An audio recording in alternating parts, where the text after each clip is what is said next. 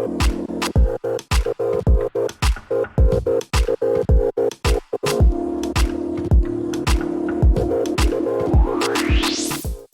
welcome back to Nail Chronicle. This week I've got a bit of a different video. I'm going to be showing you how I organise my nail polish collection and how I keep it nice and neatly stored. As you saw in that first clip, it is messy and there's stuff everywhere. So I'm starting out by just removing everything and giving the shelves and all the polishes a really quick dust. The easiest way for me to dust the polishes is just to run it over the top, and I'll show you that one in a second. For all the loose bits, I've removed them all, and hopefully we'll eventually find a better home for them, or at least a neater way of storing them. So that's really the main goal, is just to try and have everything look a lot neater, and be able to actually access my polishes without knocking everything over.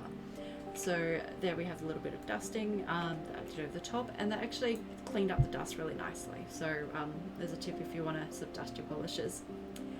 And just making sure that the inside of the shelves. So I repeated this again for the next two shelves. It got a little bit pointless seeing it two more times. I then moved on to the next phase, which was using this box that my partner gave. He got it from like a sunglasses order, and it's, as you can see, like nearly sort of 2/3 size bigger than the little box on the left.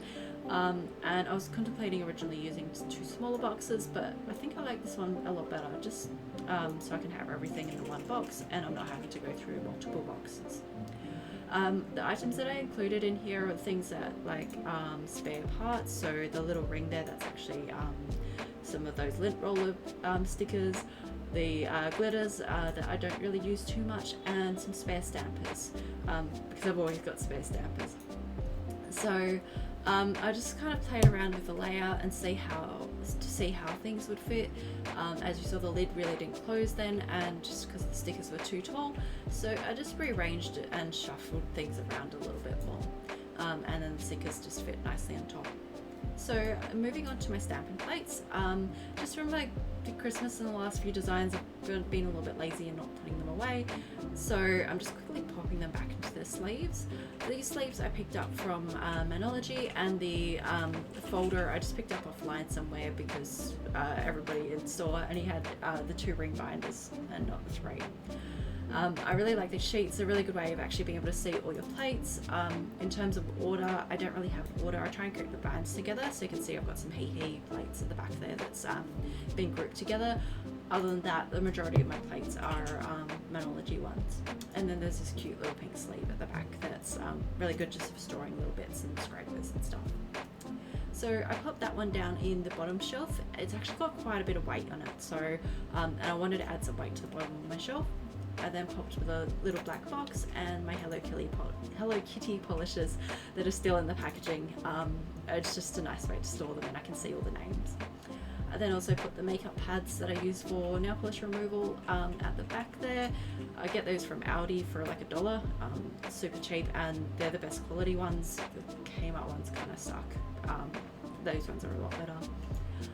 I then put the shelves in each place. So these are just some acrylic shelves. I'll pop a link down below to where you can get some, just to give you some inspiration. So I've got a 6-tier shelf here.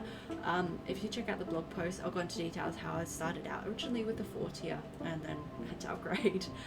I still had to put some of my polishes out, but I tend to put things like the clear polishes and things that I'm using really often out in the front so that I can easily grab them and reach them. I also use the sides to store things like nail polish remover and small objects.